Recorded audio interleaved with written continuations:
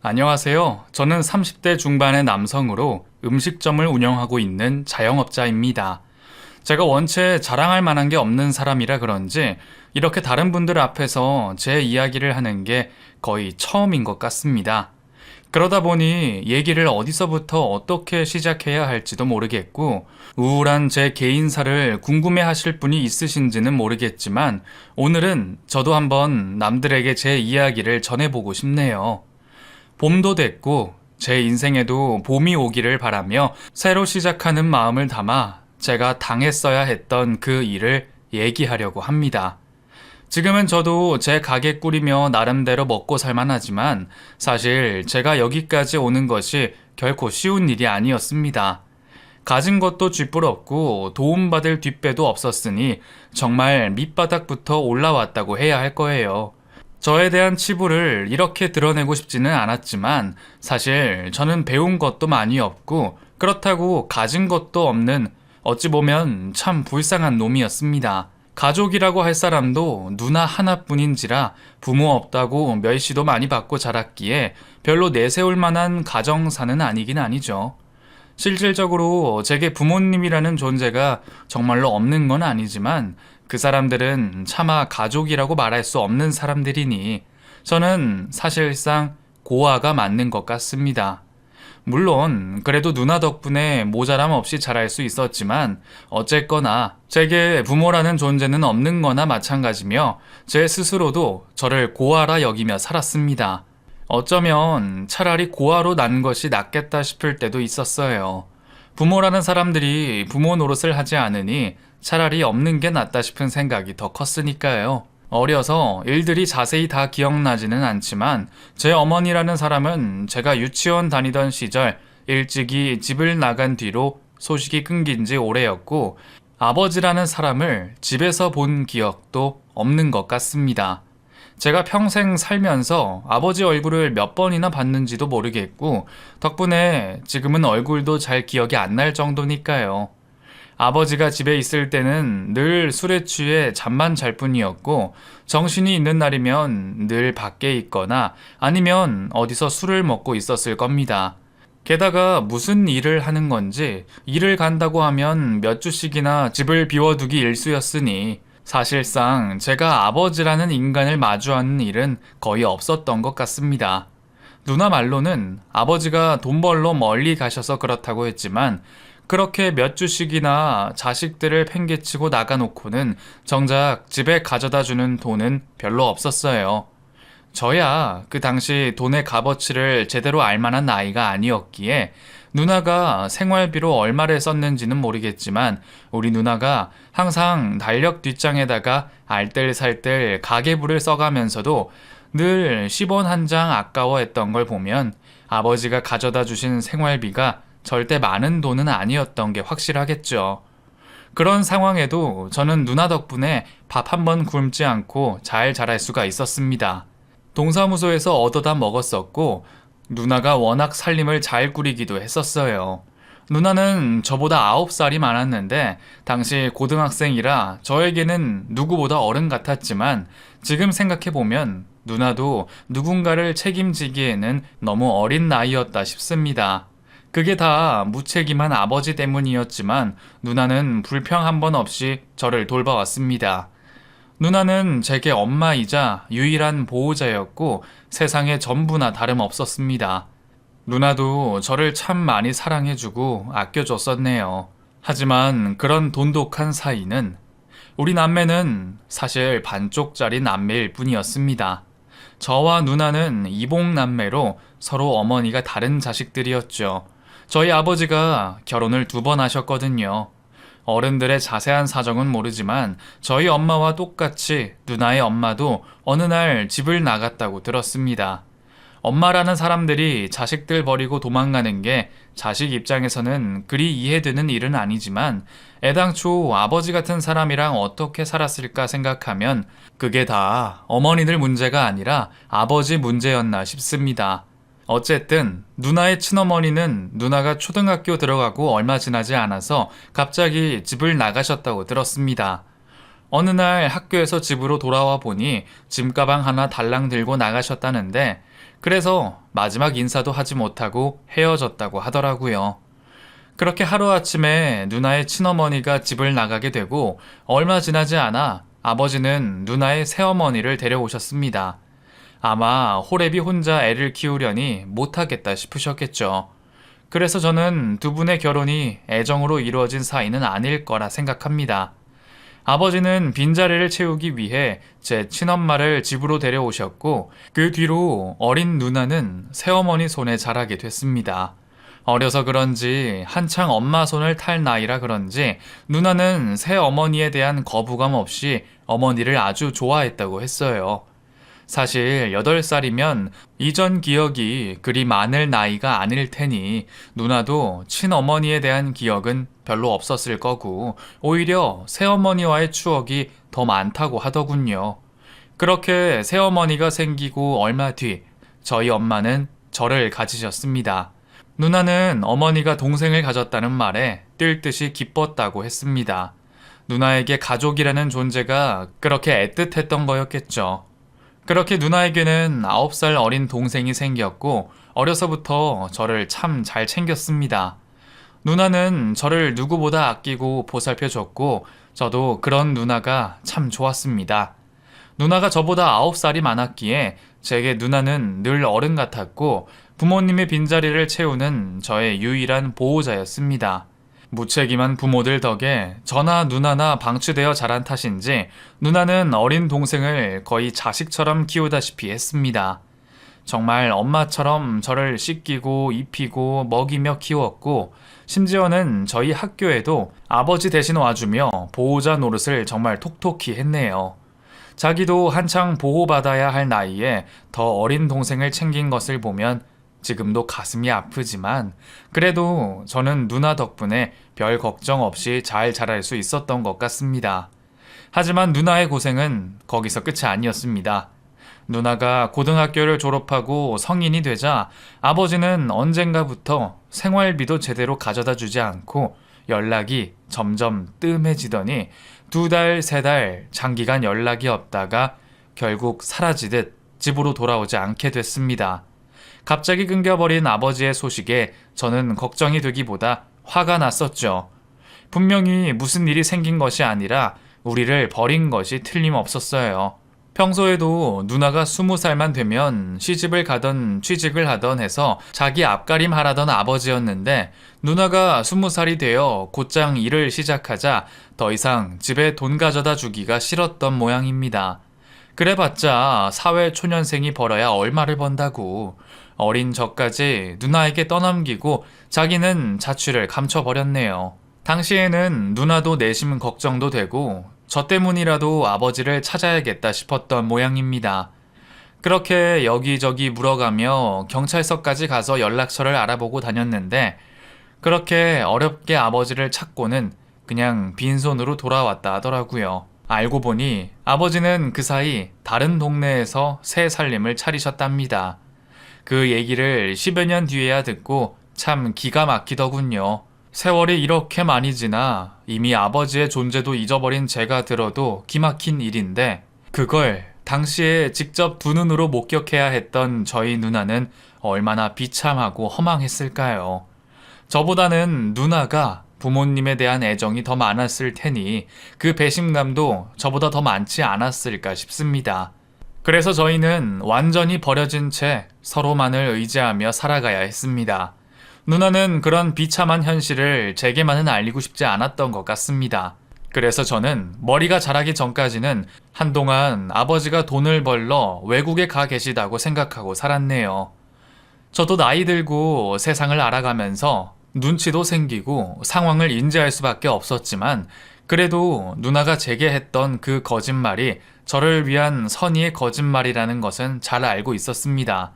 혹여나 어린 제가 부모 없다고 무시당하거나 고아 소리 들을까 전전긍긍했으니까요. 하지만 그런 저의 누나의 노력에도 세상 사람들은 저를 고아라 업신여기고 저의 작은 실수에도 부모가 없어서 못 배워서 그런 거라며 비웃기만 했습니다.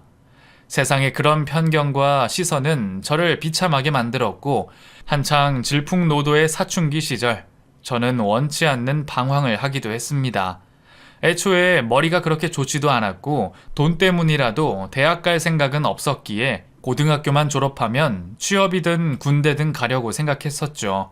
그러다 보니 꿈도 미래도 없이 그냥 또래 친구들과 어울려 다니는 게 즐거웠습니다. 공부를 안 하는 고등학생들이 거리를 배회하다 보면 원치 않는 일에 휘말리기도 하는 법이지요. 애초에 그런 친구들과 어울려 다니고 오해받을 짓을 안 했으면 그런 일이 없었겠지만 저는 정말 운이 없게도 어른들의 오해를 사게 됐고 난생 처음으로 경찰서를 가보기도 했습니다. 저는 그냥 친구들 따라 노래방을 갔을 뿐인데 우리 중에 한 놈이 노래방 카운터 돈에 손을 댔고 그걸 알아차린 노래방 주인의 신고로 우리는 전부 경찰서로 끌려갔습니다. 경찰들과 가게 주인은 우리 전부를 공범으로 보았고 저는 그 상황이 무척이나 당황스러웠습니다. 그래도 초범이기도 했고 돈이 고스란히 주머니에 있었기에 상황은 조용히 일단락되는 듯 보였지만 저에게만은 그것이 끝이 아니었습니다. 미성년자였기에 다들 보호자가 와서 데려가야 하는 상황이었는데 하필 그 중에 부모가 없는 사람이 저 혼자였고 저희 누나는 당시에 일이 늦은 시간 끝나는지라 저는 괜히 걱정시키기가 싫어서 끝나고 경찰서로 데리러 와달라는 문자 한 통만을 남겨놨습니다. 그리고 그 자리에 앉아 한참을 기다려야 했죠. 그렇게 다른 친구들은 모두 부모님이 오셔서 집으로 돌아가고 있는데 저와 주범인 그 친구만 경찰서에 남아 있었습니다. 그 친구는 무슨 사정인가 했더니 집에 연락했다가 호되게 혼이 날까 무서워 연락을 못하고 있었더라고요. 그 와중에도 자기가 잘못해놓고 혼날까 걱정하는 놈을 보며 참 배부른 고민한다 싶었는데 그래도 결국 집을 가긴 가야겠는지 어머니를 불렀더라고요. 그 친구의 어머니가 불이 나게 달려오시면서 대뜸 저한테 난리를 치시는 겁니다.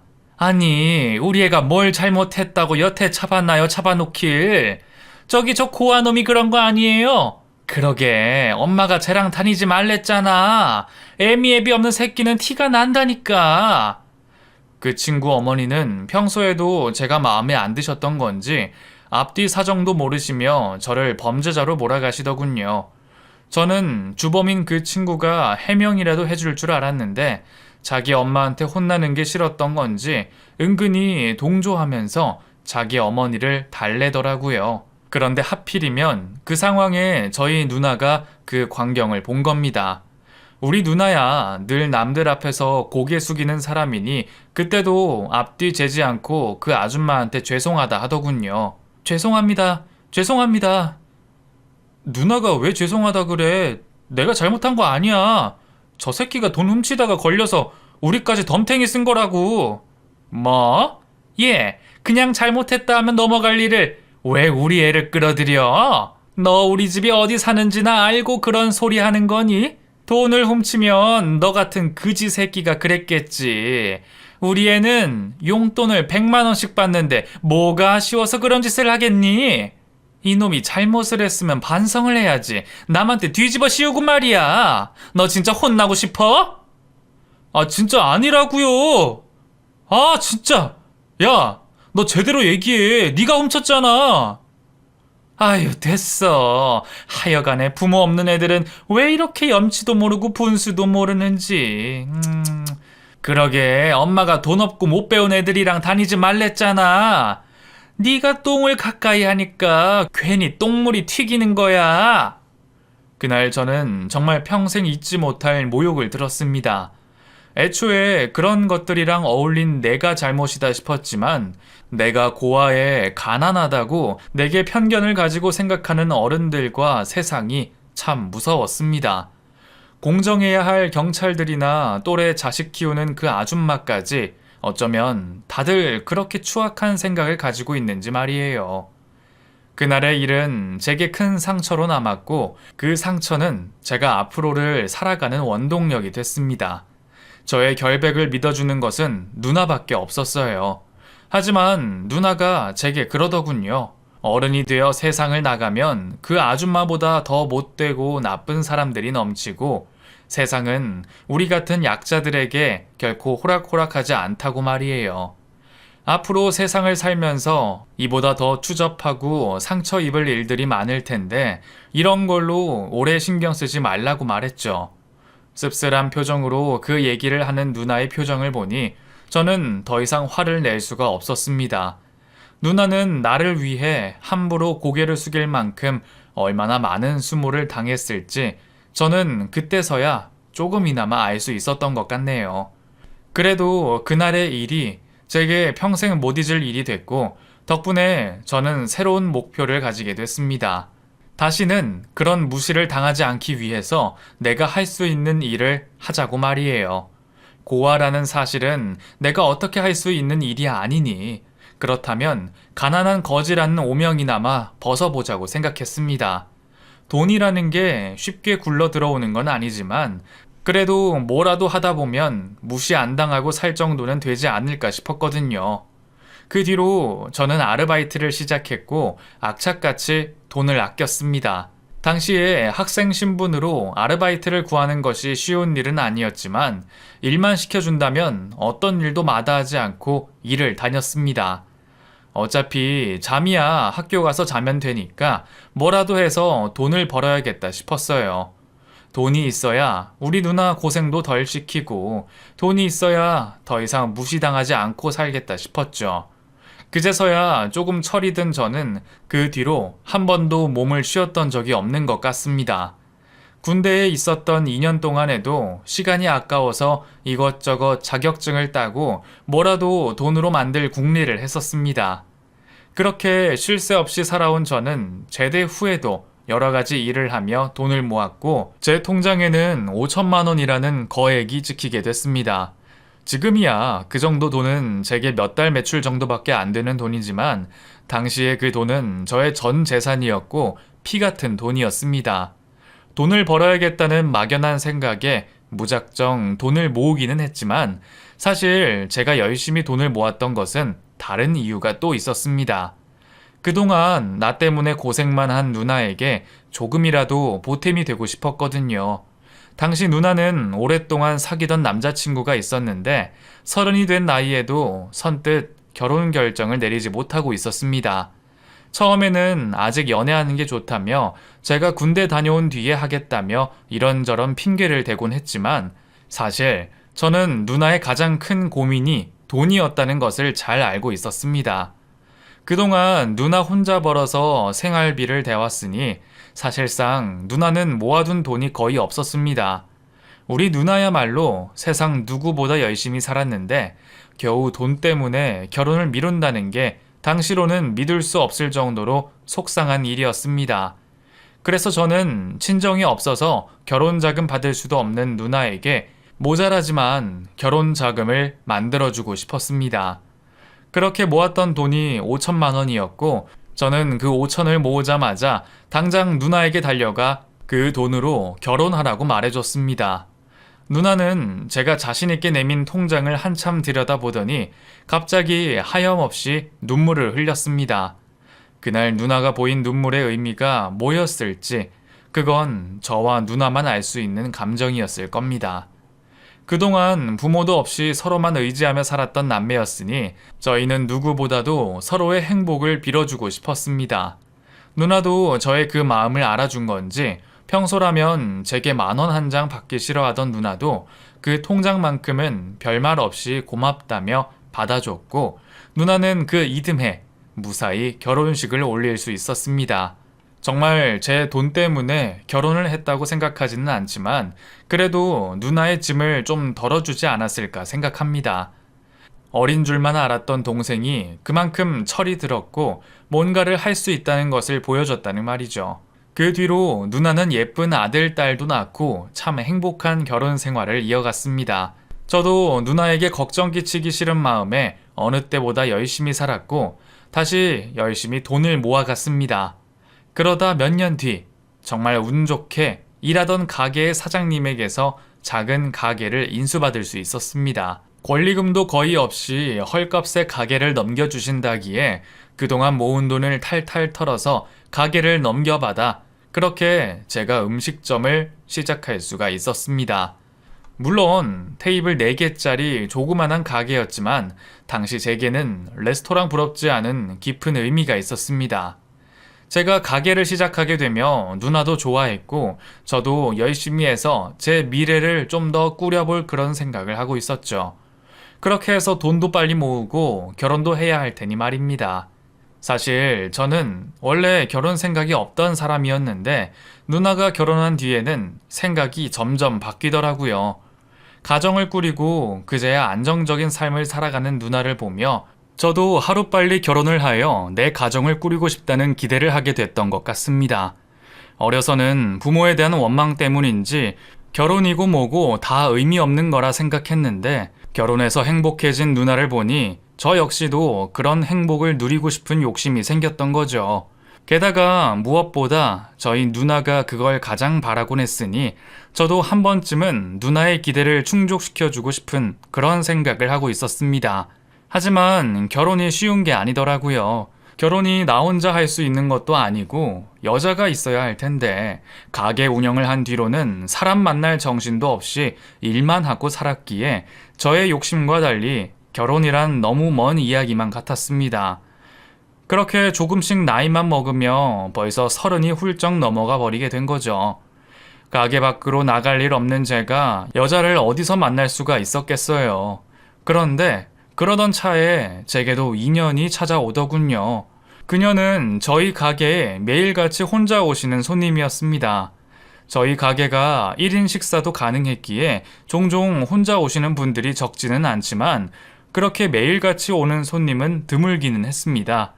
단골 손님이 생긴다는 것은 사장 입장에서 환영할 일이죠.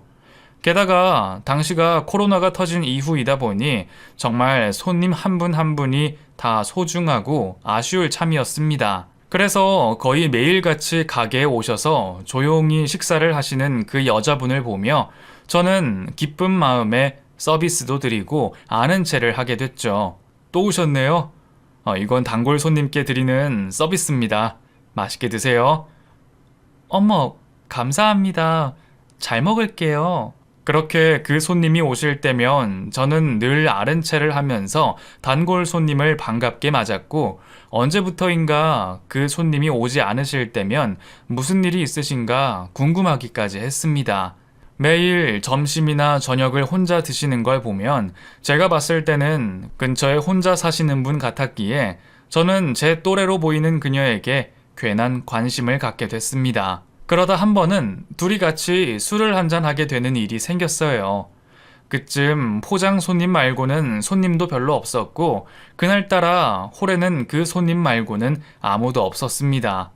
어차피 영업 제한 때문에 마감도 일찍 할 생각이었는데 그 손님만 보내고 정리해야겠다는 생각에 저는 문 앞에 일찍이 마감 사인을 걸어뒀었어요.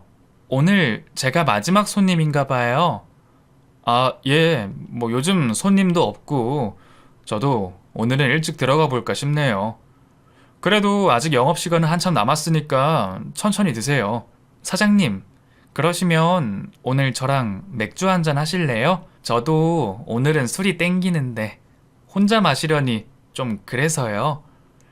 평소라면 당연히 거절했을 그 난감한 제안을 그날은 왜 선뜻 받아들였는지 모르겠습니다. 아마 그녀를 향한 제 관심이 어느새 깊어져 있었는지도 모르겠네요. 그렇게 저는 식사를 하던 그녀 앞에 마주 앉아 맥주를 마시게 됐습니다. 벌써 몇 달째 얼굴을 보고 지내서 그런지 왠지 가까운 사이처럼 편하더군요. 그렇게 맥주를 마시며 처음으로 서로에 대한 인적 사항도 나누고 이런저런 사적인 얘기들을 나누게 됐습니다. 아, 그러고 보니까 저희 이름도 모르네요. 그래도 단골 손님인데 제가 이름 정도는 알아도 괜찮지 않을까요? 오늘은 술친구기도 하고요. 저는 박규성입니다. 나이는 33이에요. 저는 김지연이에요. 29살이고요. 29살 지연 씨는 현재 공무원 준비를 하고 있다 말했습니다. 원래 회사를 좀 다니다가요. 오래 못 버틸 것 같아서 2년 전부터 공부 시작했어요. 남들보다 늦게 시작해서 그런지 쉽지가 않네요. 그래서 그런지 오늘 같은 날은 진짜 집에 들어가기 싫더라고요. 괜히 부모님 눈치도 보이고. 공부를 하면서 압박감이 심한 건지 지연 씨는 나름대로의 고민이 많아 보였습니다. 그렇게 고민 상담을 하듯 얘기를 듣고 있다 보니 저희는 어느새 꽤 많은 얘기들을 나누게 됐네요. 어느새 제 치부라 생각해서 쉽게 하지 않았던 저의 개인사까지 떠들고 있더군요. 그래도 지연 씨는 꼭 합격할 거예요. 저 같은 사람도 이렇게 잘 먹고 사는데요. 저는 부모도 없었고 돈도 없었는데 조금씩 열심히 하다 보니까 이렇게 가게도 차리고 잘 살잖아요. 지연 씨는 저보다 더 나으신 것 같은데 너무 자책하지 마세요. 저는 사장님이 더 부러운걸요? 젊은 나이에 벌써 자기 가게 사장이라니. 솔직히 공부하면서도 부모님 돈만 축내는 것 같아서 마음이 안 좋아요. 용돈벌이라도 할 수 있으면 마음이라도 편하겠는데 요즘 아시잖아요. 어디 알바 자리 하나 없는 거. 지연 씨는 책임감이 강한 편인지 어려운 공무원 학원을 하면서도 아르바이트까지 할 생각을 가지고 있더군요. 집안이 넉넉한 편은 아닌지 그동안은 벌어둔 돈으로 어찌 생활했는데 이제는 그마저도 다 쓰고 집에 손을 벌리기도 어려운 모양이었습니다. 그 얘기를 들으니 제 옛날 생각도 들고 또 저도 힘들었을 때 주변에서 도움받았던 기억이 있기에 열심히 살아보겠다는 지연 씨를 모른 채 할 수가 없었습니다. 사실 저도 당장 직원이 필요했던 건 아니었지만 그 정도 여유는 있다 싶었기에 그렇게 지연 씨를 직원으로 들이게 됐네요. 그 뒤로 저희는 한 공간에서 오래 붙어 있으며 좀 더 서로를 알아가기 시작했습니다. 그러다 정이 들었는지 자연스럽게 서로의 마음을 확인했고 우리는 그렇게 연인이 됐습니다. 둘 다 마냥 어린 나이가 아닌지라 서로 조심스럽기도 했고 진지한 마음이었습니다. 저는 지연이를 조심스럽게 대했고 늘 아껴주고 싶었어요. 마음 같아서는 해주고 싶은 것도 많고 데려가고 싶은 곳도 많았지만 코로나 시국에 데이트는 무리였고 애초에 지연이가 시험 준비하느라 여유가 없기도 했네요. 주말이라도 시간이 되면 좋았겠지만 저도 가게 두 곳을 오고 가며 챙기느라 바쁘기도 했고요. 하나는 누나가 점장으로 있으면서 운영해주기는 했지만 사장은 저였으니 제가 신경 쓸 게 많았거든요. 그렇게 바쁜 와중에도 저희는 연애를 잘 이어갔습니다. 데이트를 자주 하지 못해서 아쉽기는 했지만 그래도 평일 낮이면 가게에서 둘이서만 내내 붙어 있을 수 있었으니 그 정도로 만족해야지 싶기도 했어요. 그래도 아쉬운 것은 아쉬운 것이었습니다. 지연이는 집이 엄한 탓에 가게 일이 끝나면 곧장 집으로 들어가야 했는데 가끔 밤 산책이라도 하고 싶었던 저는 그게 못내 아쉬울 수밖에 없었어요. 연애를 한다면서도 늘 떨어져 있어야 하고 아쉬움이 커서 그런지 왠지 더욱더 결혼이 절실해지더군요. 완전히 사랑에 빠져버렸던 저는 그렇게 지연이와 결혼을 결심하고 있었습니다. 그렇게 제가 결혼 얘기를 꺼내니 지연이는 한 가지를 약속해달라 말했습니다. 나 결혼하면 2호점 내가 맡으면 안 될까? 뭐? 그건 지금 누나가 관리하고 있는데. 지연이 너 공무원 준비는? 내가 공무원 욕심이 있어서 시험 준비하는 것도 아니고 솔직히 결혼하면 가게도 우리 거 아니야? 그럼 내가 굳이 시험 준비할 이유가 뭐 있어? 차라리 오빠 도와서 가게 열심히 꾸리는 게 낫지. 오빠도 믿을 사람이 없어서 누나한테 맡긴 거라며.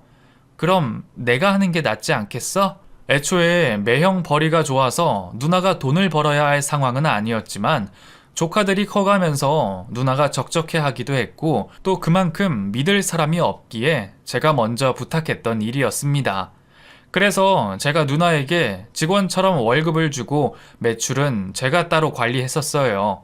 원래 그 돈도 안 받겠다는 걸 제가 억지로 쥐어줬었죠. 저희가 결혼하면 지연이가 관리해도 되니 그 말도 맞지만 그래도 누나가 여태 나를 도와준 게 있는데 그렇게 해도 되나 싶기는 하더군요.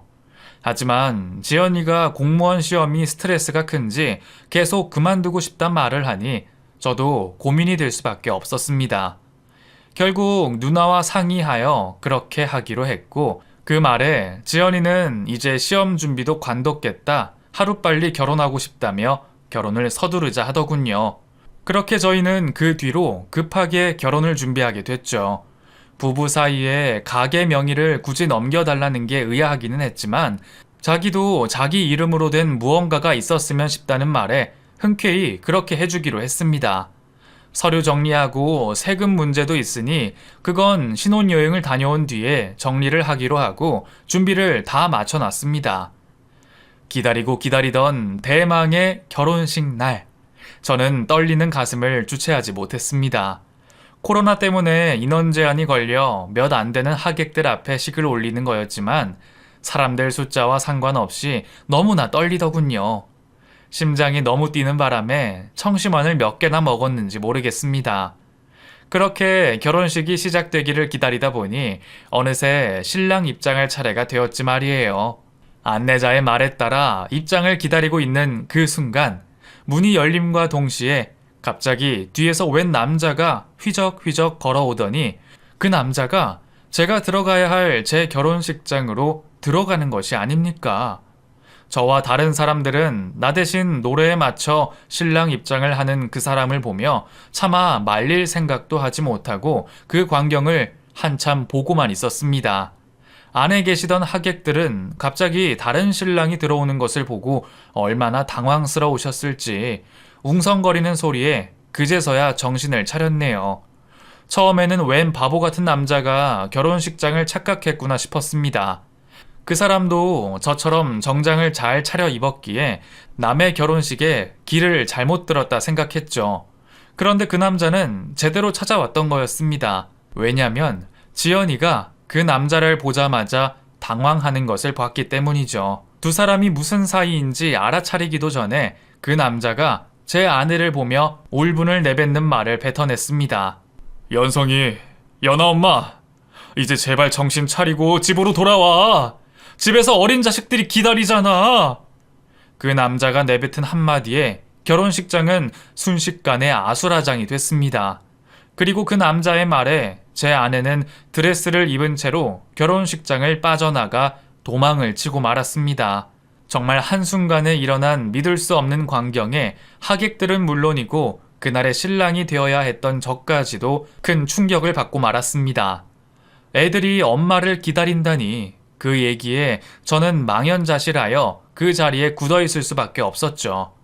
저만큼이나 망연자실한 표정을 한 그 남자는 그런 제 모습을 보고 제게 설명을 했습니다. 미안합니다. 그쪽한테는 본의 아니게 상처를 준 것 같네요.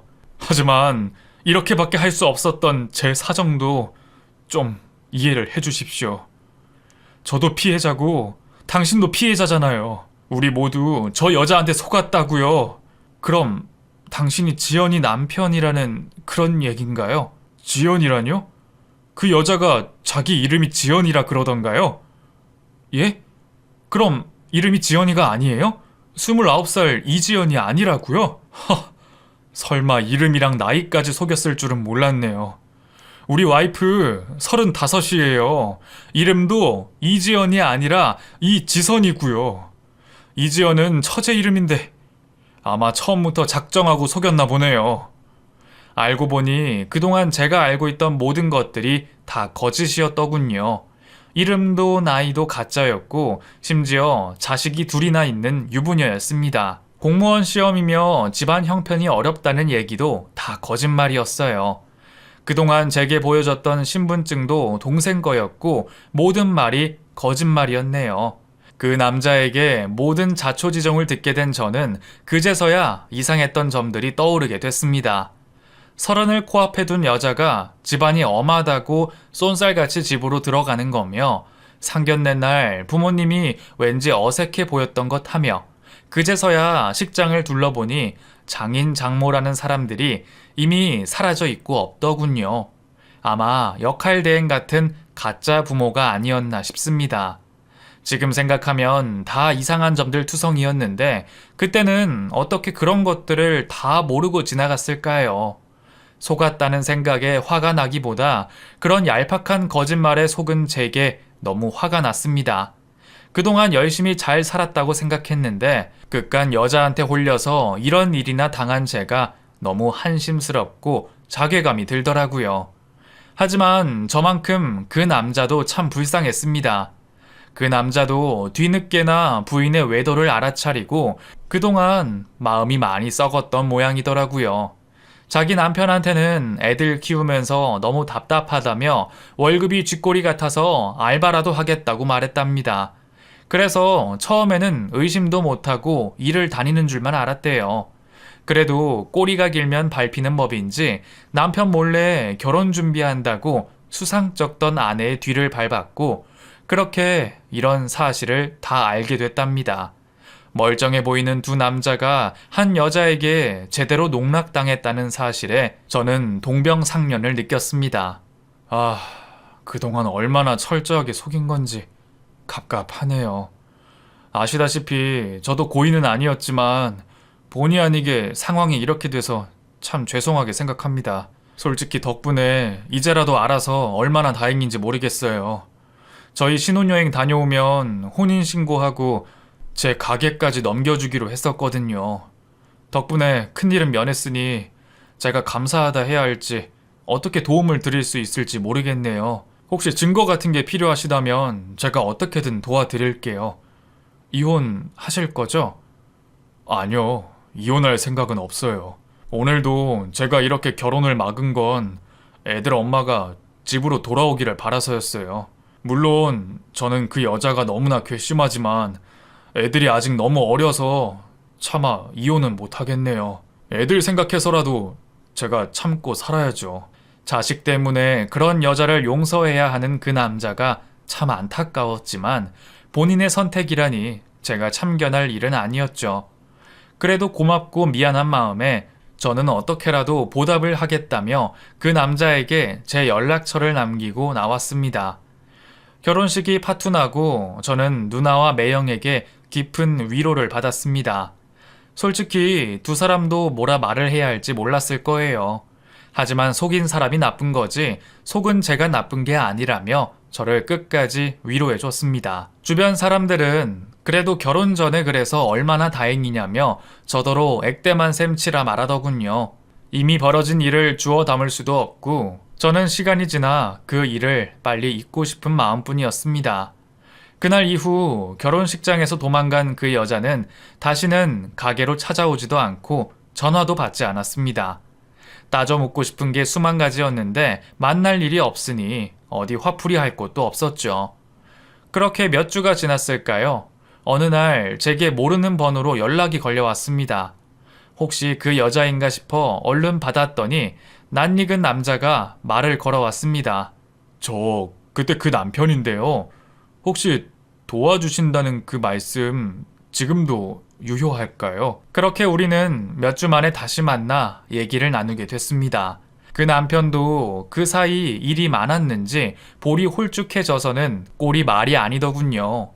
남자는 결국 이혼을 하겠다며 제게 그동안의 외도 증거를 달라고 도움을 청했습니다. 애엄마가 이혼 소송을 걸었더라고요. 재산 분할에 위자료까지 달라고 말이에요. 모욕죄로 고소를 하겠다나?